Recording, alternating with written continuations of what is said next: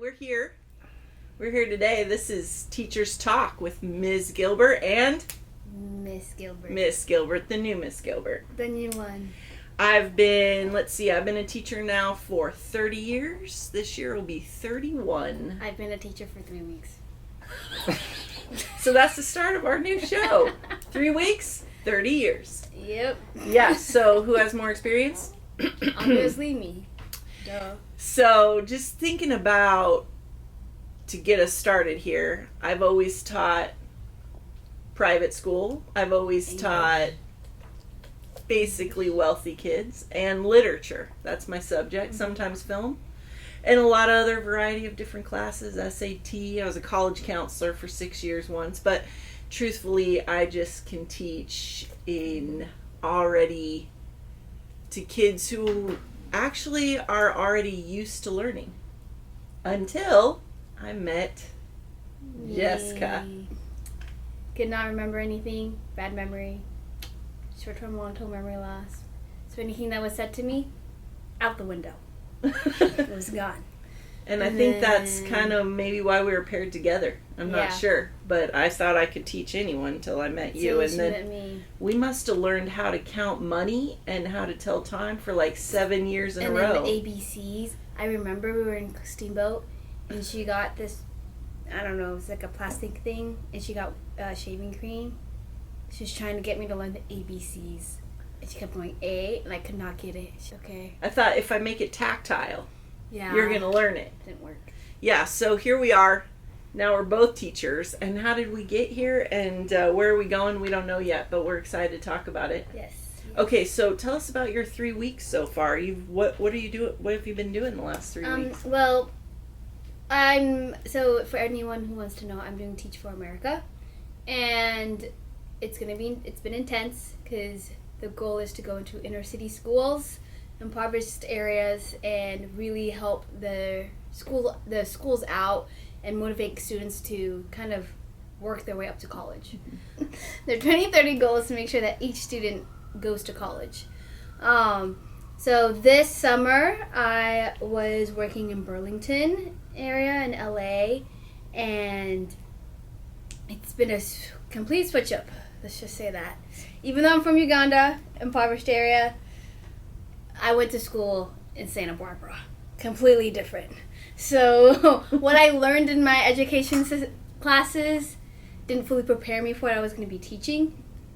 Not teaching, but like the areas that I'm going to be teaching in. But I felt a calling to go into those areas. And I just felt as though, like, if the system's going to be against them, at least they're going to have a teacher who's going to be there to support them and motivate them. And especially at a young age, I think, because I want to teach, right now actually am going to be teaching kindergarten to 3rd grade. I'm doing special ed, but the goal is to show kids, like, okay, there's a teacher who's here to motivate us, to push us through. And this summer has been really great because it reinforced exactly why I was going into education. With everything that's been happening with ICE, a lot of the schools that I was working at, all of the kids are Hispanic.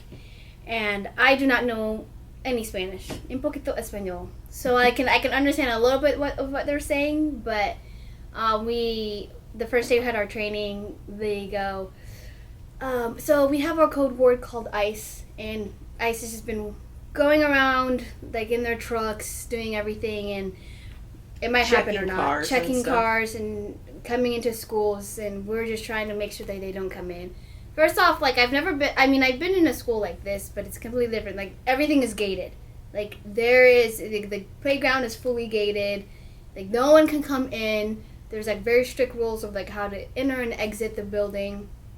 And I was like, oh, okay, like, hopefully, like, this is not going to happen. But also, I was, like, staying in an Airbnb super close to that area, and I just hear helicopters, people, like, scream. It was just really hectic. So I think it was my 3rd day. Someone walks in, they go, ICE. And then all the kids are like, oh, ICE is on campus. And they're, like, in 6th grade. So they're, like, very calm. And I'm just like, what do I do? Like, I'm freaking out. But we were taught to be calm, and we were very calm. But it was just, like, kind of practicing, like, there's a shooter.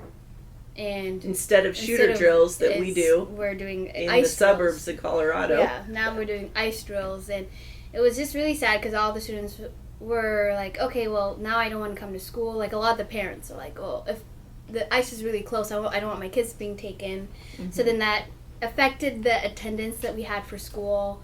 But then, like, the second week I was there, we hear, like, okay, you guys have to, like, walk super fast to the playground because ice is roaming around. They're literally, the helicopter is so close, and then there's several cars driving around. So we get to the playground, and then I turn, and I see swarms of people running, just running. And then there's an ice car parked right in front of the school, and the security guard is, like, looking at him.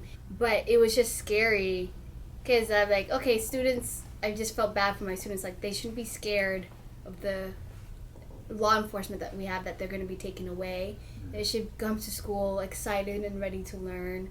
Did you ever, in your wildest dreams, studying education in college, think that this was part of being a teacher? No. No, I did not. But it was, that part was sad, but the thing that reinforced me on wanting to become a teacher was one of my students, actually all of them, they're my favorite. He's very quiet and keeps to himself, but I know he knows a little bit about what he knows a little bit of math. And each time someone's talking, like, okay, can you take me step by step on what we're doing?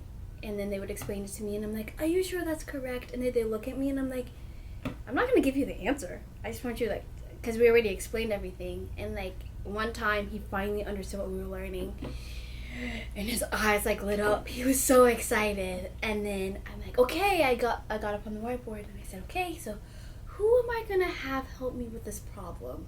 I'm really stuck on this. I need someone to help me. And he just raised his hand. Aww. And I was so excited. I'm like, yes! But after that, he's been willing to go up on the board, participate, and then he's been interacting with more kids on the playground, too. And he's only in 6th grade. That's awesome. And it was just amazing because then he, like, talks to me more. And then I was asking, like, what are you doing for the weekend? He goes, I'm going to a water park. I go, really? He goes, no, I'm just lying. I'm like, why are you lying? He goes, I don't know, you're just, like, fun to talk to. And I was like, thanks. Thank you. He was just trying to come up with something He was just coming fun. up, yeah. But I don't know, just making those connections with those students has been really great. And then I, like, also just got hired at the school that I'm working at, like, 3 weeks ago. So I'm really excited about that. I'm going into special ed, something I did not major in, but I'm very excited.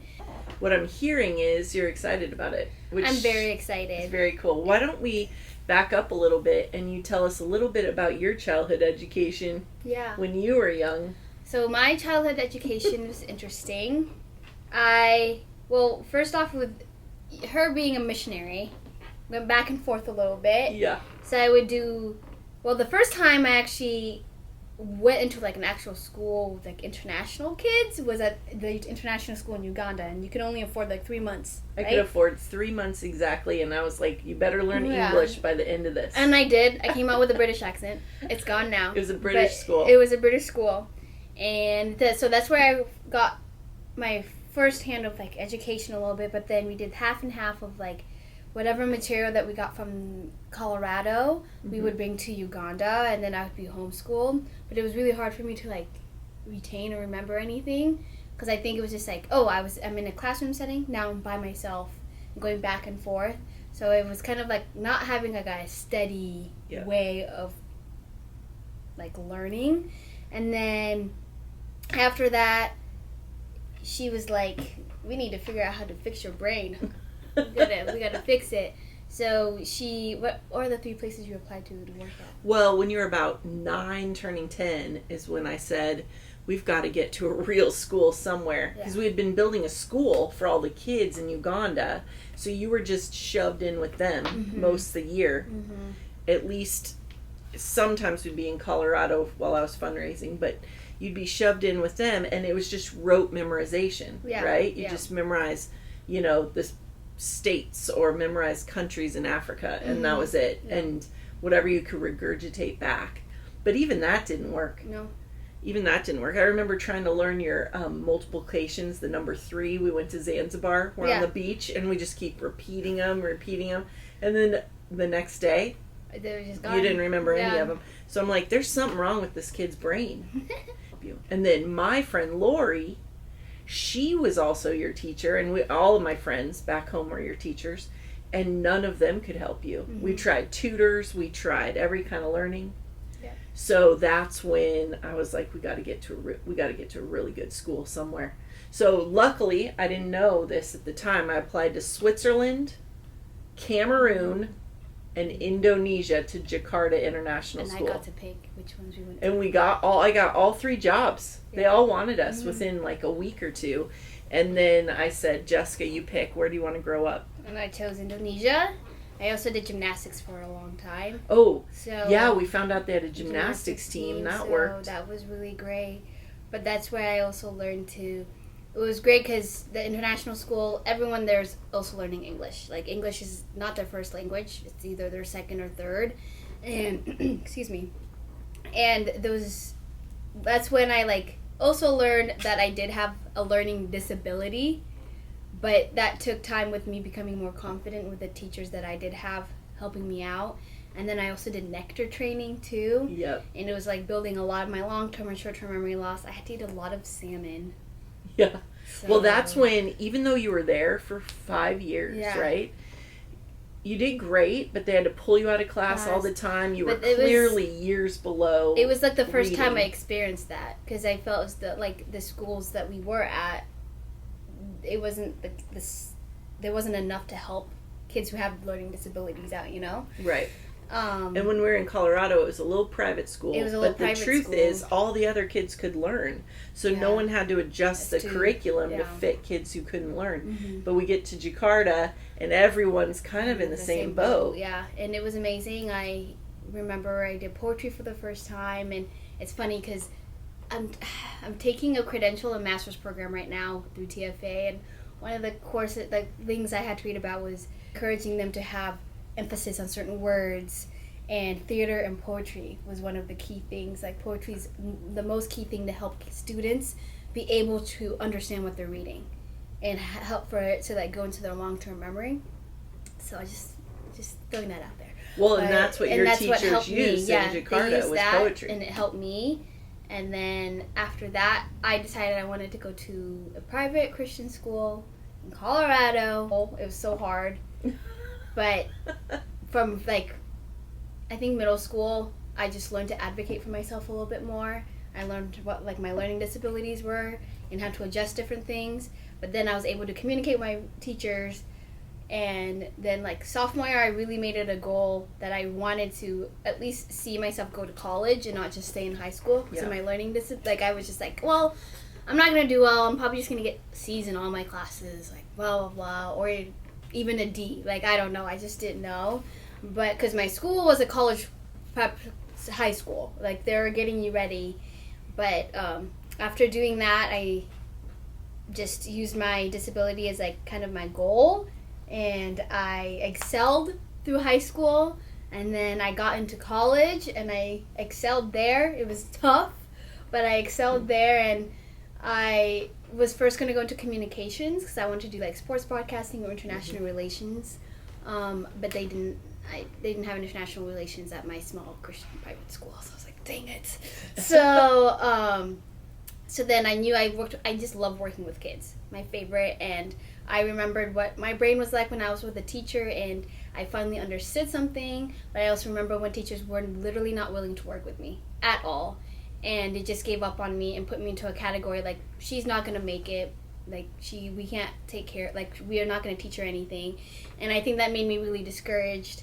And you remember, like, in middle school, I thought I did really well on an English assignment in middle school, and I got, like, an F on it, right? Oh, one time you decided, because they had a reading program, that you were going to read the most books. Whatever kid was reading the most books, you were going to read as many as they were. Even though you were reading books that were younger age, it didn't matter. So you read 9 books in one semester. Yeah. And the teacher gave you a D minus. And I was just and that was the worst Christmas we had. I was like, what? And I was just only in middle school. That's actually, I write about that in my book. It's time for a plug. It's called Raising Jesca. No, I write about that because I talk about how getting a D minus hits harder than poverty ever did. Yeah. Like, you never cried before, Uh-huh. and then all of a sudden we get to the first world. You're going to a Getting fancy, graded. fancy school, Yeah. and you realize that, wow, you're getting graded, and you're you're so close like a to failure. being a failure. Yeah. But when you were a street kid, like, Like, there's food was nothing. awesome. Yeah. So it was, that part was really hard. And, Yeah, that's interesting. But just learning to advocate for myself and then having the help that I needed in high school, all Yeah. these things, I was able to narrow down those disabilities that I had. And I have to say, I don't think I have that. I don't have long-term or short-term memory loss anymore because I'm retaining so much information now. And then for me to be able to go teach kids where I need to know the information I'm teaching, right? Yeah.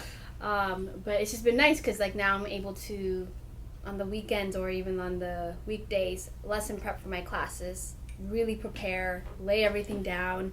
Like, okay, I'm going to be teaching them this, reteaching myself a lot of different things, but then also going back in my head, like, what's going to be easier for my kids to understand? Because the way I learned it in middle school is not the same that they're learning it now. So how can I make them have the aha moment that I had when I finally understood it? And it's been helpful, and I've been retaining everything. So that's why I'm just so excited to be a teacher, because I have so many different, I'm co-teaching too, so it's going to be shared room, but I'm just excited to implement so many different things to help my students. Yeah. And if they are struggling, I'm going to be there with their struggle, because I struggled. I don't know. Oh, yeah. What do you call a cute door? What? Adorable. Snaps. That was good. Snaps for you.